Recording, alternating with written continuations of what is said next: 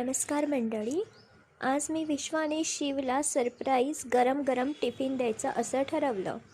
म्हणजे त्यांच्या शाळेमध्ये 12 वाजता त्यांचा लॉंग ब्रेक होत असतो. सकाळी 9 वाजता शॉर्ट ब्रेक असतो. तर शॉर्ट ब्रेकचा टिफिन मी त्यांना दिलेला आणि सांगितलं की लॉंग ब्रेकला पप्पा टिफिन आणून देतील. त्यांना इडली फार आवडते, म्हणून मी असं ठरवलं की आज मी त्यांना टिफिनला इडली देईल.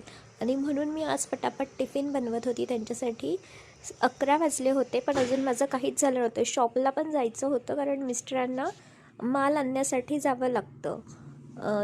तांदूळाच्या गोण्या वगैरे आणायला लागतात रोज. ते 3-3 आणतात, कारण एकदम एकसोबत इन्व्हेस्ट नाही करत आम्ही रोज जसं जसं लागतं, म्हणजे आटा आणि तांदूळ तसं आम्ही आणत असतो. कारण मग त्यांना हे पण द्यावं लागतं ना, वेजेस, त्यांची मजुरी पण द्यावी लागते. मग मजुरी दिल्यानंतर मग ते विकायचं कितीला. आम्ही खूप रिझनेबल रेटमध्ये देतो, म्हणजे खूप कमी मार्जिन ठेवून आम्ही एकदम कमीत कमी मार्जिनमध्ये वस्तू विकतो. म्हणून मग हे म्हणतात की कोणाला सांगण्यापेक्षा मी स्वतःच घेऊन येतो आणि मीच म्हणजे आपण कमी याच्यामध्ये विकू, म्हणजे जास्त इन्व्हेस्ट नाही केलं तर आपण स्वस्त पण विकू शकतो ना वस्तू. म्हणून मग त्यांना रोज म्हणजे रोज मार्केटमध्ये जावं लागतं आणि इथे टिफिन दिल्यानंतर मार्केटला जातात. चला तर मग आमचा छोटासा मिनी व्लॉग आवडला असेल तर चॅनलला नक्की सबस्क्राईब करा. Thank you for watching. Bye bye.